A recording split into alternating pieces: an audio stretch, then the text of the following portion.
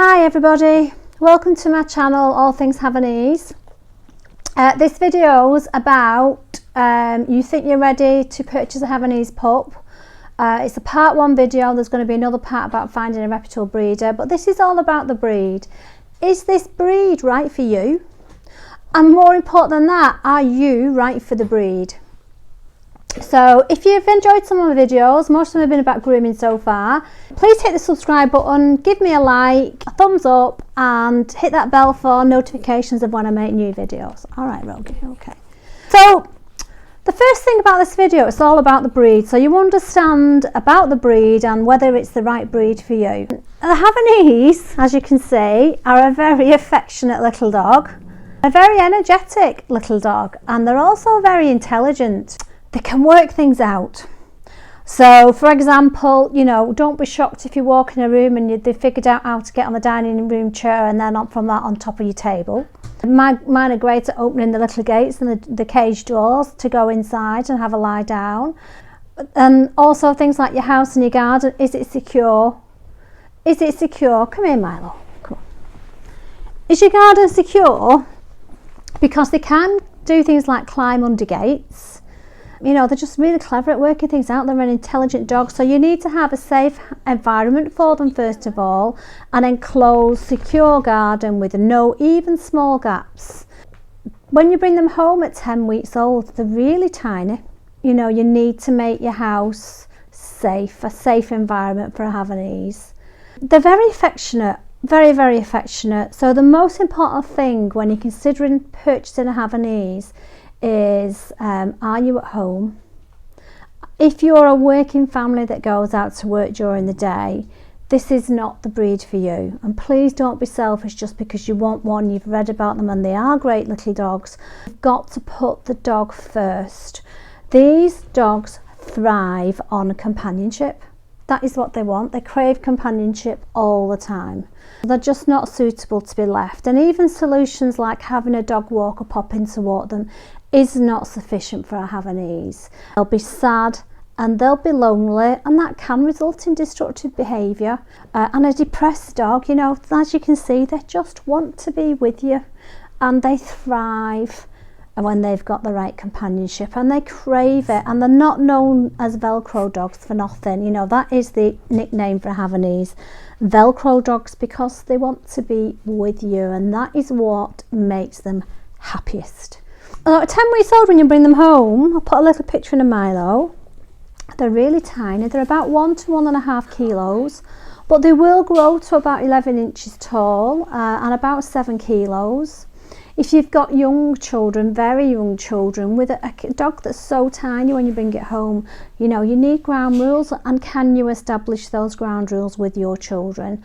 So for example, I advise owners with children, no matter what age, you know, if they're under 10 really and they need to learn how to behave around a dog, that they should sit on the floor when handling the dog. If they're holding the dog up and they're stood up, they're a quick dog. They can riddle and they can fall out of their arms. So consider they are suitable. They are great companionship dogs for children, but you need to make sure your children have ground rules and they know how to behave, and that to play with the dog they've got to be on the floor so that the dog is safe.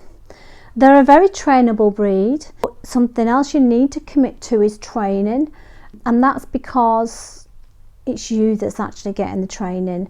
To have a healthy, well-balanced dog, training helps greatly, and it's for the dog's safety. So if your dog knows how to sit and stay, if you open your car door, it's not going to jump out and go under another car's wheels. It's a lifesaver. A well-trained dog is a lifesaver for your dogs. They love exercise, so if you're a person that likes to go out and enjoy the outdoors, Havanese love to go for a walk. Their breed standard is sturdy. They are a sturdy little dog, but it is weather permitting. So some dogs, for example, my little Rogie, come on, come see mum, up. Little Rogie here hates getting wet, absolutely hates getting wet, don't you Rogie? And when it's raining, he will just go out, do what he needs to do and run straight back in. So it's weather permitting really, But when I go on holiday, I take my dogs for quite long walks. You know, we go in the outdoors, we go in the Lake District, we go to Scotland, hill walks, up hills, down dales. We do lots of long walks, and they are a sturdy breed and they love a proper exercise. But I think the other thing to consider is it's also the style of your dog, it's coat permitting.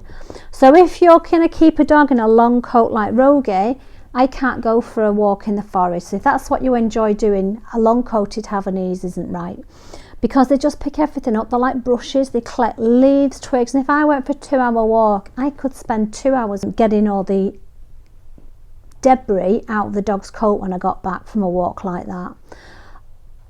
So coat is the next thing to consider, really. If you're going to keep your dog in a long coat, there's quite a big commitment to grooming. And even if you keep them in a shorter coat, or even as short as this is about the shortest that you'll see. Go on, Ted, you go down. A very, very short coat, there's still grooming requirements. So from the day you bring your Havanese home, you need to commit to grooming. It's not a job for you to send your dog to a groomer once every 8 weeks and that's it, done. Non-shedding, which is what attracts a lot of people to the breed, does not mean there is no work to do. In fact, it means there's more work to do. A dog that sheds will drop all its coat twice a year and you find the coat all over your furniture. You've got to go around and clean it all up and hoover. A non-shedding breed drops the coat constantly, like us when we brush our hair and our hair comes out. That's what non-shedding means. But what happens is it doesn't come out. It stays in the coat, and unless you brush it out, it will mat. So non-shedding means more grooming for you and having a good routine from the day you take your dog home. So have you got the time for grooming routine in your life? Because Havanese needs that irrespective of how long you keep the coat. Keep them in a long coat, there's more grooming required, but all dogs will need a comb and a brush to get that loose fur out. And then if you're going to send them to the groomers and keep them short, like Milo here, you know, there's a cost every 8 weeks, about £35. So that's something else to consider, the financial implications of having the dog. There is obviously the initial outlay, which I'll talk about in the next video, finding a reputable breeder, but also there's the ongoing food costs. What food is a dog fed on from the breeder and how much does that cost?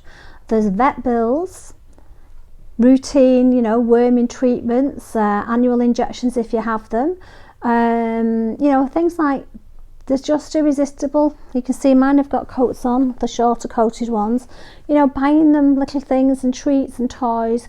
I have pens for when we go on holiday, so I can put a pen around my van if we stop somewhere and give them a safe area to run around.